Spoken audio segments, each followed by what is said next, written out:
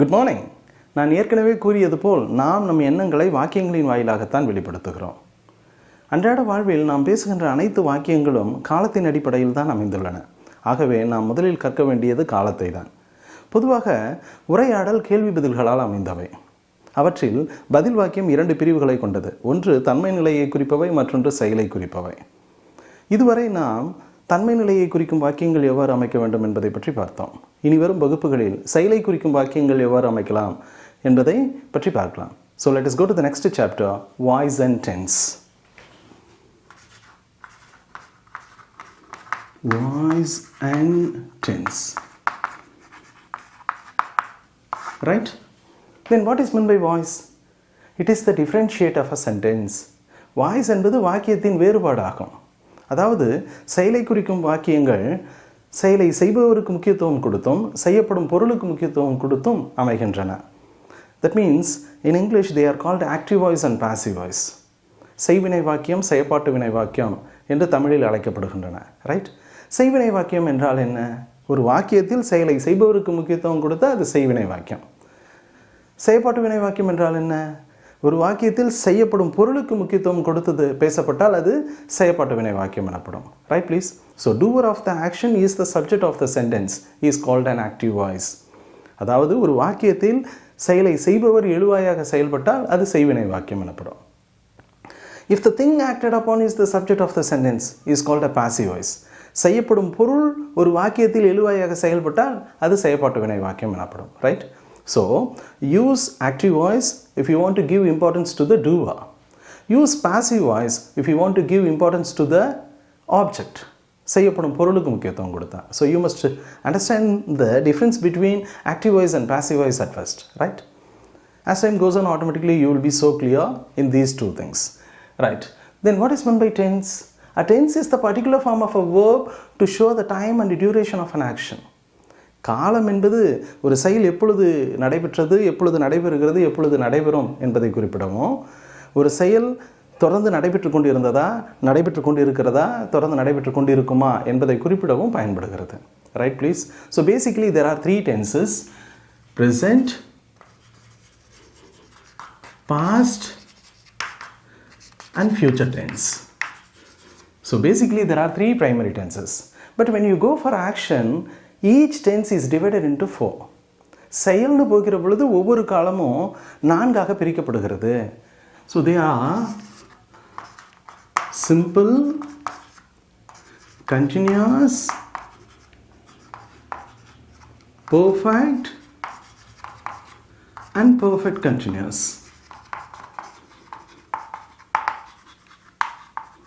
Right please? So totally there are 12 tenses. How? Simple present, present continuous, present perfect and present perfect continuous. Simple past, past continuous, past perfect and past perfect continuous. Simple future, future continuous, future perfect and future perfect continuous tense. So totally there are 12 tenses.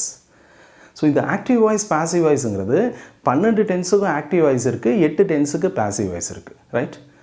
So மொத்தம் 20 சூத்திரங்கள் இருக்குது, 30 பயன்பாடுகள் இருக்குது. So if you know these 20 formulas and 30 usages, certainly you will never make a mistake when you speak or write in English. Right please?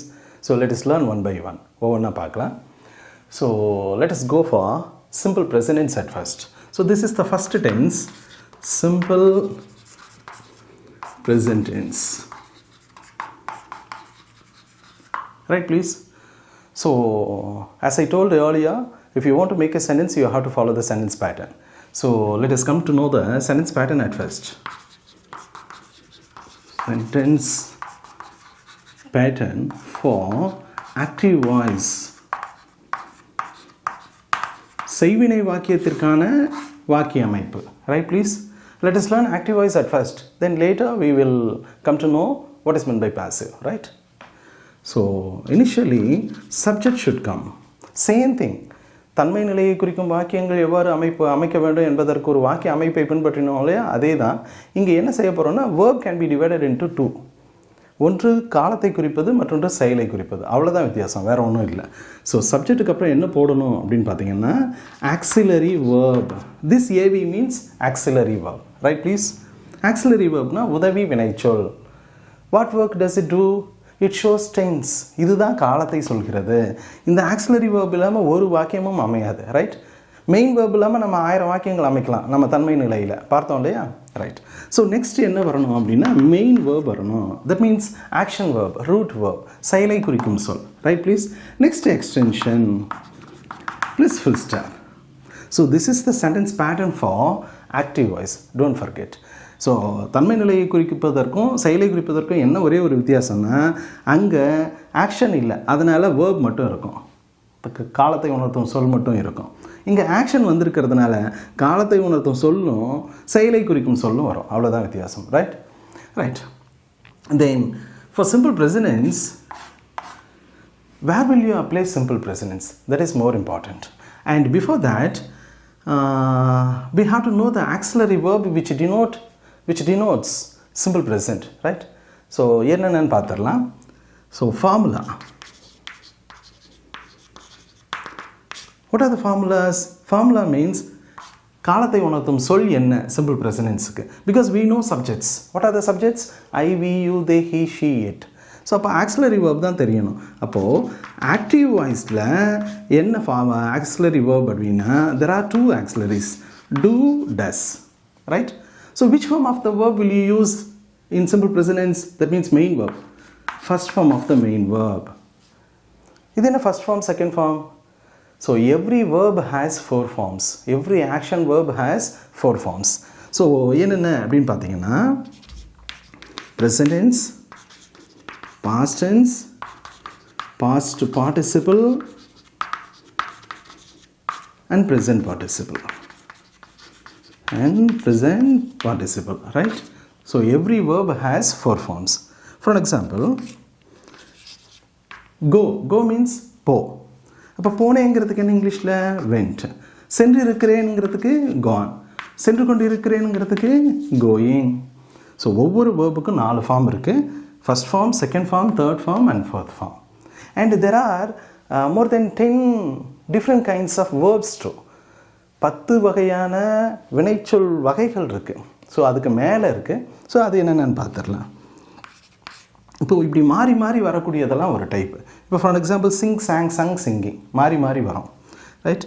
இப்போது ப்ளேனா விளையாடு, விளையாடினேங்கிறதுக்கு பிளேய்டு, விளையாடி இருக்கிறேங்கிறதுக்கு played, விளையாடிட்டு இருக்கேங்கிறதுக்கு பிளேயிங்.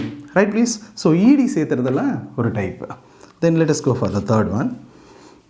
இப்போ வாங்கிறதுக்கு என்ன இங்கிலீஷில் கம், வந்தேங்கிறதுக்கு கேம், வந்திருக்கிறேங்கிறதுக்கு கம், வந்து கொண்டு இருக்கிறேனுக்கு கம்மிங்.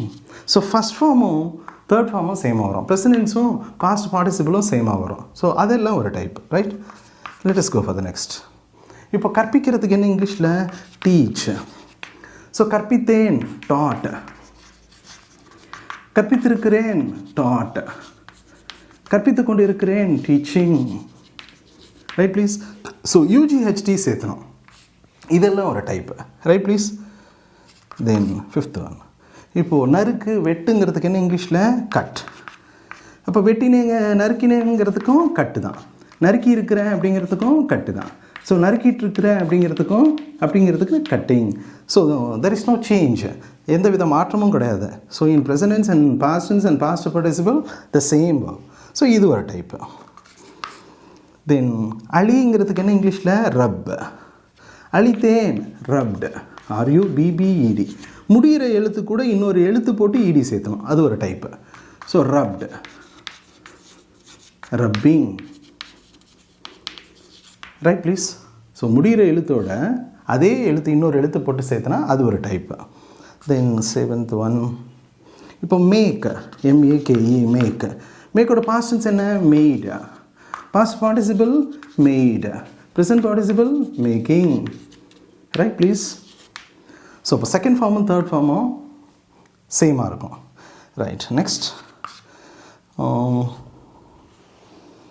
Then what? இப்போ டெல்லோட past tense told, telling. So இந்த மாதிரி செகண்ட் ஃபார்மும் தேர்ட் ஃபார்மும் சேமாக வர்றதெல்லாம் ஒவ்வொரு டைப். இதில் நிறையா இருக்குது.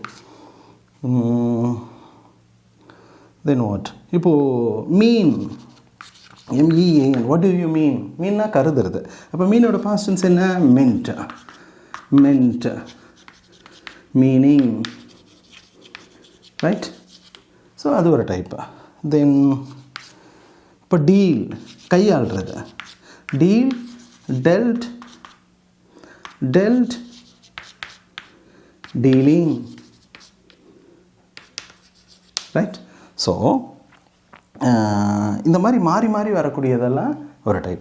ஸோ 10 வகையான வினைச்சொற்களின் வகைகள், 10க்கும் மேற்பட்ட வகையான வினைச்சொற்களின் வகைகள் ஆங்கிலத்தில் இருக்குது. ஆனால் நாம் பெரும்பாலும் பார்த்ததெல்லாம் ஈடி சேர்த்துனா அது பாஸ்ட் டென்ஸ்னு சொல்லி நம்ம படிச்சிருக்கோம். ரைட்? அது அல்ல. So there are nearly more than 10 types of verbs here. இது தெரிந்தால்தான் எந்தெந்த காலத்தில் எந்தெந்த வகையான வினைச்சொல் போடணும் அப்படிங்கிறது நம்ம தெரிஞ்சுக்க முடியும். ஸோ அவசியம் செயலை குறிக்கும் வாக்கியங்கள் பேசணுன்னா இந்த மாதிரி வினைச்சொற்கள் நிறையா தெரிஞ்சு வச்சுக்கணும். குறைந்தபட்சம் ஒரு 300ஆவது தெரிஞ்சுக்கணும். தினம் 10 தெரிஞ்சுக்கிட்டோம்னா ஒரு மாதத்தில் 300 தெரிஞ்சுக்கலாம். அதுக்கப்புறம் அழகாக ஆங்கிலம் பேசலாம். Right please? So let us go for example. உதாரணத்துக்கு போயிடலாம். And where will you apply simple present? Because every tense has certain usages. இந்த காலத்தை இந்த இடத்துல தான் பயன்படுத்தணும் அப்படிங்கிற ஒரு விதி இருக்குது. There are nearly 30 usages for all 12 tenses. அந்த 30 பயன்பாடுகளும் நமக்கு தெரிஞ்சுக்கணும். அப்படி தெரிஞ்சுக்கிட்டோம்னா எந்த இடத்துல எந்த காலத்தை பயன்படுத்தணும்னு சரியாக பயன்படுத்தலாம். மாற்றி பயன்படுத்தினா அது தவறு. Right? So we have to know the usage of simple present tense at first. So பயன்பாடு டெஃபினிஷன் என்ன? வரையறை, பயன்பாடு. Where will you use a simple present? So it is used to express an action that happens at the moment. That happens at the moment. தற்பொழுது நிகழும் நிகழ்ச்சிகளை குறிப்பிட, தற்பொழுது என்ன செயல் நடைபெறுகிறதோ அதையெல்லாம் குறிப்பிடுவதற்கு நாம் என்ன பயன்படுத்துகிறோம் அப்படின்னா சிம்பிள் ப்ரெசன்ட் டென்ஸ் பயன்படுத்துகிறோம். ஸோ பயன்பாடு என்ன சார்? தற்பொழுது நிகழும் நிகழ்ச்சிகளை குறிப்பிட, தற்பொழுது நிகழும் நிகழ்ச்சிகளை குறிப்பிட, நிகழ்ச்சிகளை குறிப்பிட. Right? So to express an action that happens at the moment. மறந்துடாதீங்க. இப்போ உதாரணத்துக்கு பார்க்கலாம். எக்ஸாம்பிள்ஸ். நான் அங்காடிக்கு செல்கிறேன். ரைட்? நான் அங்காடிக்கு செல்கிறேன்.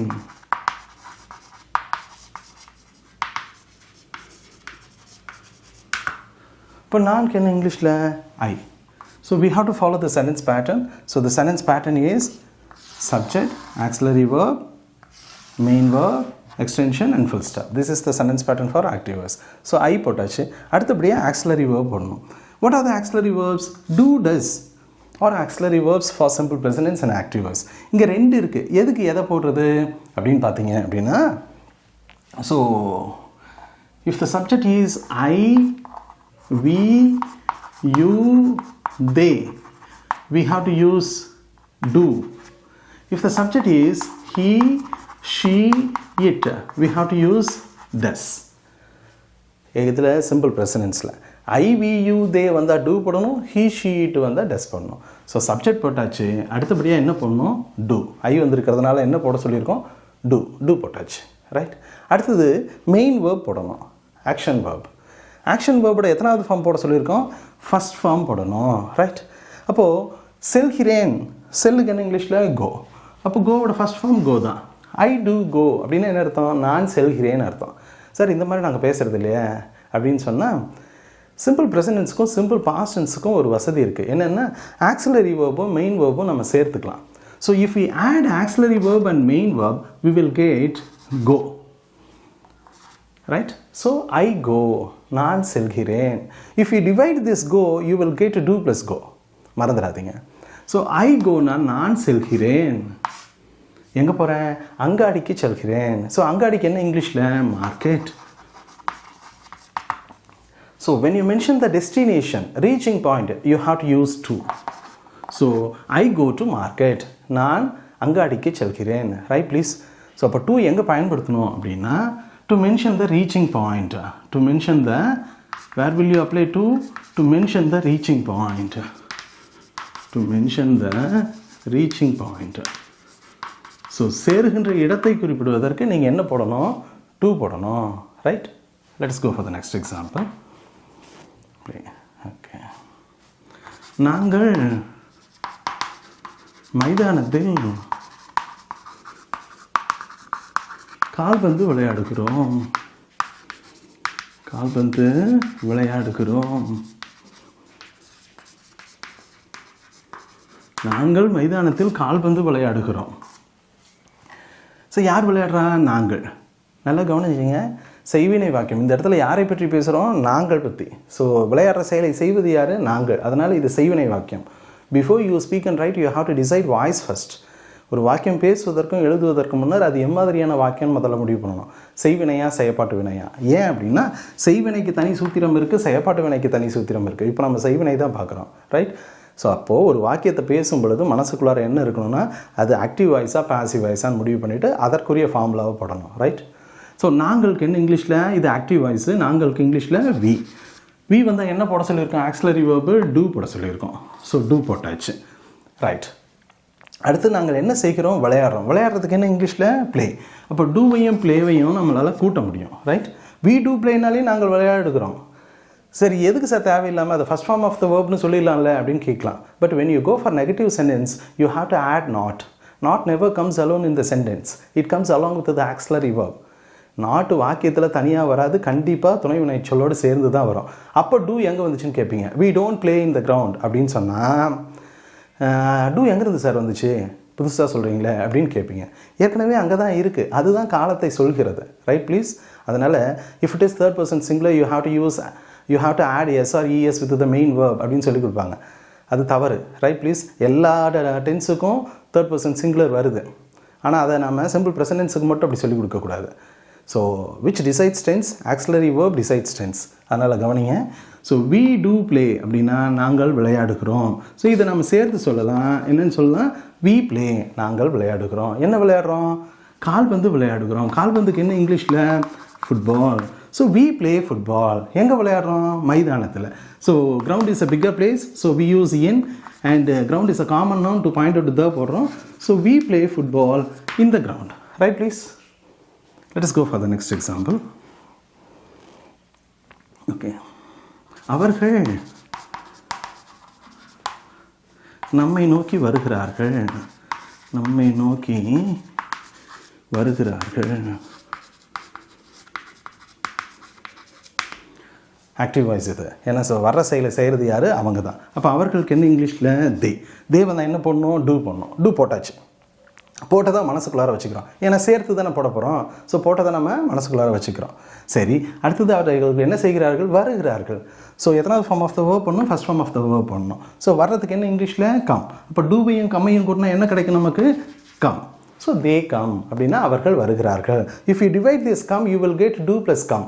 அந்த இடத்துல டூ மறைஞ்சிருக்கு, மறந்துடாதீங்க. ஸோ தே கம், அவர்கள் வருகிறார்கள். எங்கே வராங்க?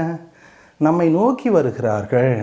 அப்போது if anything is going towards something we have to use towards. அதாவது ஏதாவது ஒன்று எதையாவது ஒன்றை நோக்கி நகர்ந்தால், ஒரு திசையை நோக்கி நகர்ந்தால் அதை குறிப்பிடுவதற்கு நம்ம என்ன பண்ணணும்? டுவர்ட்ஸ் பண்ணணும். So they come towards.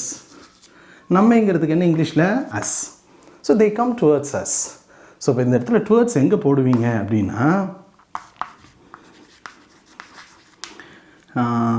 it is in the sense of in the direction of. In the direction of. So திசையை நோக்கி அப்படின்னு குறிப்பிடுகிற பொழுது நீங்கள் என்ன போடணும்? டுவர்ட்ஸ் போடணும், மறந்துடாதீங்க. So they come towards us, அவர்கள் நம்மை நோக்கி வருகிறார்கள். Let us go for the next example. Teacher. Okay. ஆசிரியர் எங்களுக்கு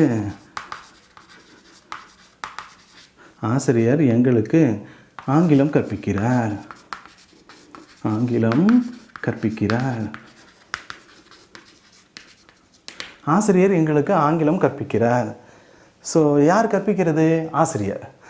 when you teacher is a common noun. If you want to make a common noun into a proper noun you have to use the. Right? So the teacher. Particular teacher தான் English நடத்துகிறாரு, right? So the டீச்சருங்கிறவர் யார்? Either he or she. அப்போ என்ன போடணும்? Auxiliary verb ஹியோ ஷியோ இருந்தால் என்ன பண்ணணும்? டஸ், ரைட்? ஸோ இப்போ டஸ் போட்டாச்சு. அடுத்தது என்ன பண்ணணும்? First form of the verb. நல்லா கவனிங்க, வாக்கிய அமைப்பில் சப்ஜெக்ட்டு த டீச்சர் போட்டாச்சு, ஆக்சிலரி வேர்ப் டஸ் போட்டாச்சு. அடுத்தது மெயின் வேர்ப் போடணும். எத்தனாவது form of the main verb போடணும்? First form of the main verb. இந்த இடத்துல மெயின் வேர்புங்கிறது செயல். ஸோ அவர் என்ன செயல் செய்கிறாரு? கற்பிக்கிறார். கற்பிக்கிறதுக்கு என்ன இங்கிலீஷில்? டீச். டீச்சோட எத்தனாவது ஃபார்ம் போடணும்? ஃபர்ஸ்ட் ஃபார்ம் போடணும். ஸோ அப்போ teach. So the teacher does teach அப்படின்னா என்ன அர்த்தம்? ஆசிரியர் கற்பிக்கிறார். So we can add auxiliary verb and main verb here. அப்போ டஸ்ஸையும் டீச்சையும் கூட்டினோம்னா என்ன கிடைக்கும் நமக்கு? Teaches. So the teacher teaches. ஆசிரியர் கற்பிக்கிறார்.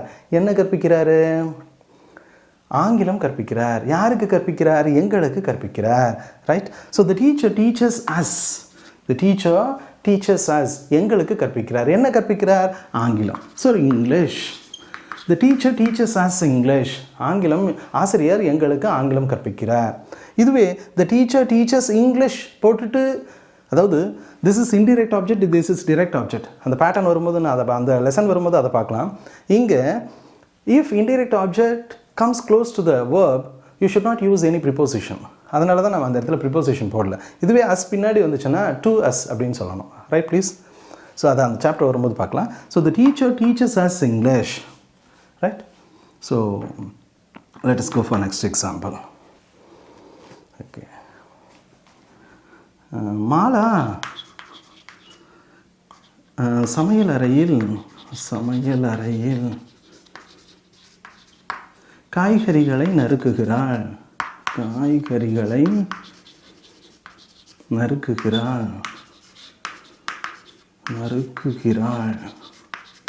ரைட். யார் நறுக்கிறது? மாலா. ஸோ மாலாங்கிறவங்க யார்? ஷீ வந்தால் என்ன போடணும்? டஸ் போடணும். டஸ் போட்டாச்சு. டஸ் போட்டால் தான் மனசுக்குள்ளார வச்சுக்கிறோம், ஏன்னா சேர்த்து போடுறதுனால. அடுத்தது என்ன செய்கிறா? மாலா நறுக்குகிறாள். ஸோ செயல் போடணும். மாலா சப்ஜெக்ட் போட்டாச்சு, ஆக்சிலரி வேர்ப் டஸ் போட்டாச்சு மனசுக்குள்ளார. அடுத்தது main verb, first form of the main. நறுக்கிறதுக்கு என்ன இங்கிலீஷில்? கட். அப்போ டஸ்ஸையும் கட்டையும் கூட்டினா நமக்கு என்ன கிடைக்கும்? Cuts, right? So if you divide this cuts you will get thus plus cut. எதுக்காக இது பயன்படுகிறது? எதிர்மறை வாக்கியங்கள் சொல்லும் பொழுது நமக்கு நாட்டு சேர்த்தணும். அந்த நாட்டு எது கூட சேர்த்தணும்? ஆக்சிலரி வேர்போடு தான் சேர்த்தணும், ரைட்? அதுக்காக தான் அது மறைஞ்சிருக்கு. So Mala cuts. என்ன நறுக்குகிறாள்? காய்கறிகளை நறுக்குகிறாள். ஸோ காய்கறிகளுக்கு என்ன இங்கிலீஷில்? Vegetables. So Mala cuts vegetables. எங்கே நறுக்கிறா? சமையல் அறையில். So kitchen is a marked place and smaller place we have to use, marked place, so that we have to use in.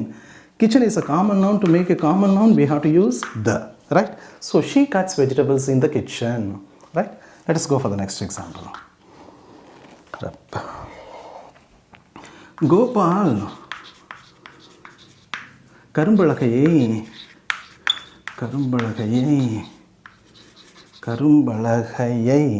அழிக்கிறான்.